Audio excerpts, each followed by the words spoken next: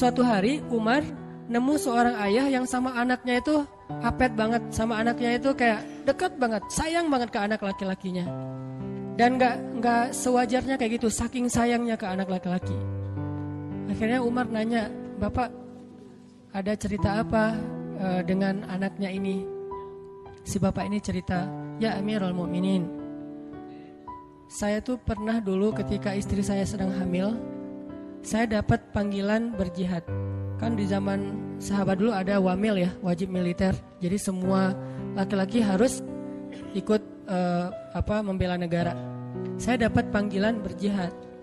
Sedangkan istri saya sedang hamil tua, saya galau. Antara berangkat atau absen nungguin istri ngelahirin. Saya tanya ke istri saya, kata istri saya, "Mas kan udah sering ikut jihad. Sekali-kali ini coba minta izin kepada komandan, kepada panglima supaya menunggui istrinya yang mau ngelahirin." Istrinya gak rela suaminya berangkat.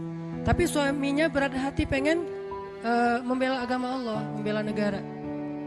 Setelah istikharah, tanya sana sini, akhirnya suaminya memutuskan, "Saya harus berangkat tetap. Urusan kamu saya serahkan kepada Allah SWT." Akhirnya dia pun berangkat. Sebelum berangkat dia doa. Dia pegang perut istrinya, dia usap-usap sambil dia katakan, "Ya Allah, saya titipkan bayi saya ini kepada Engkau. Engkaulah sebaik-baik yang menjaga." Berangkat nih. Berangkat beberapa hari kemudian dengar kabar istrinya meninggal dunia.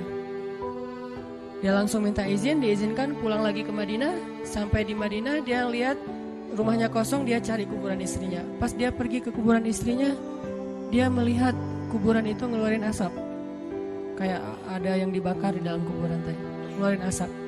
Terus Umar nanya ke tetangga, "Apakah istri saya berzina ketika saya tinggalkan?" Kata tetangga, "Enggak, dia perempuan yang menjaga diri." "Apakah istri saya berhutang yang belum dibayar?" Kata tetangga, "Tidak, kalaupun ada sudah kami ikhlaskan." "Apakah istri saya melakukan dosa ketika saya tinggalkan, mungkin menggibah atau dukun segala macam?" Kata tetangga, "Tidak, dia perempuan yang solihah." Terus apa masalahnya? Kenapa dia kayak dibakar di dalam kuburnya, keluarin asap dari kubur itu? Penasaran, akhirnya kuburannya digali sama masyarakat. Pas digali ditemukan istrinya sedang duduk di dalam kuburan sambil memangku bayinya, menggendong bayinya. Bayinya masih hidup, istrinya sudah wafat. Padahal tadi peninggalnya belum ngelahirin. Jadi ngelahirinnya di dalam kuburan. Dia duduk gini, dan kalau zaman sekarang pasti udah pada lari ya. Atau masuk ke majalah tertentu gitu dengan judul azab kubur gitu kan. Nah, orang-orang pada heran ngelihat bayinya masih hidup, menangis, dan istrinya duduk dalam keadaan tidak bernyawa. Diambil bayi itu, istrinya dikuburkan kembali. Ternyata istrinya bukan diazab, itu tanda-tanda dari Allah supaya digali kuburannya dan melihat kebesaran Allah. Waktu itu laki-laki ini menangis dan beristighfar minta ampun kepada Allah. Orang-orang heran nanya, "Kenapa? Apa dosa kamu kok minta ampun?" Dia bilang, "Saya berburuk sangka kepada Allah." "Gimana berburuk sangkanya?" "Sebelum saya berangkat berjihad, saya mengusap perut istri saya katakan, 'Ya Allah, saya titipkan bayi saya kepadamu, Engkau sebaik-baik penjaga.' Saya enggak mengatakan bayi saya dan istri saya, karena saya pikir istri saya sudah dewasa, bisa menjaga dirinya, sedangkan bayi masih lemah dan dia butuh penjagaan Allah. Saya berburuk sangka kepada Allah. Saya pikir manusia bisa menjaga diri, sementara bayi tidak. Orang dewasa bisa, sehingga Allah hanya menyelamatkan apa yang saya titipkan dan membiarkan apa yang saya tidak.